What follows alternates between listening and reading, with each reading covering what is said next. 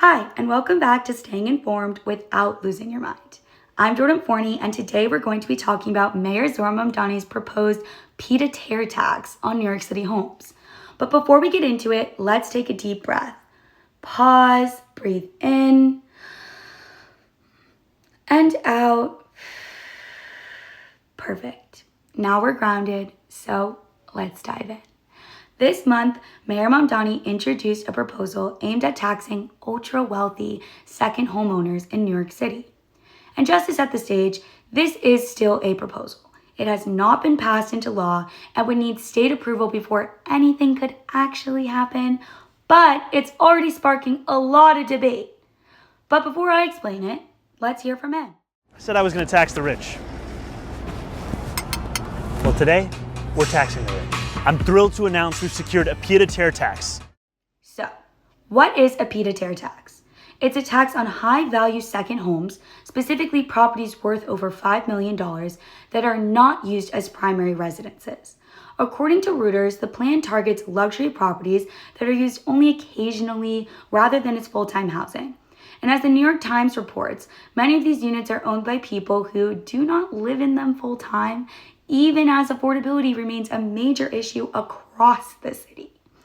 Under the proposal, the tax would increase based on the value of the property, starting at around 0.5% for homes valued at $5 million and rising to about 4% for properties over $25 million, according to Reuters and the New York Times. City officials estimate it could generate about $500 million annually, money that would go towards housing and public services in the city. So, why are people so divided on this? That sounds great. Supporters argue it's a matter of fairness. The idea is that if these properties function more like part-time assets than full-time homes, they're different and they should be taxed differently, especially in a city where housing demand is so high. But critics see it differently. Some business leaders, according to CBS News, warn that higher taxes on luxury properties could push investment out of New York. Others argue it could have ripple effects on the real estate market more broadly. And coverage from the New York Post frames it as a larger tax the rich approach that could create real instability. So, where does this actually show up in the city? Where's the problem? Let's take a look at the map. In Manhattan, these types of high-value part-time residences are not equally spaced out. They're concentrated in specific areas. Midtown, which is home to Billionaires Row, Central Park South, and parts of the Upper East Side. These are infamously very expensive neighborhoods in New York City. And it starts to feel a bit personal for me here, because I'm from the Upper East Side. It's already one of the most difficult places to find housing. It's competitive and it's expensive. But what stands out isn't just the price, it's the contrast. You have some of the most valuable real estate in the world. And at the same time, some of those units aren't being used year-round. Like, I live up here, and it's still difficult to find an apartment. And I definitely do not live in a $5 million home. Now, that doesn't mean these vacant part-time units are the reason housing is so hard to find, because they're not the only one. Housing availability is complicated, and it's shaped by a lot of factors: supply, zoning, development, and of course, the ongoing demand.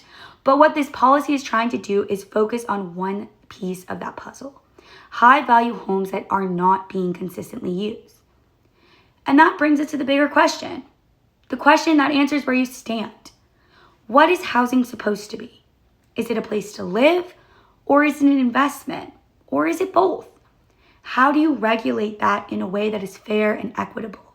Because this isn't just about New York. It's about how we think about housing in general.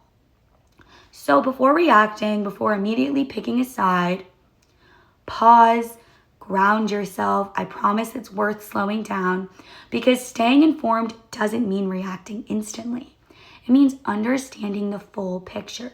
So whether you see this as a step towards fairness in a complicated housing system, or a policy that could have some unintended consequences, the conversation matters.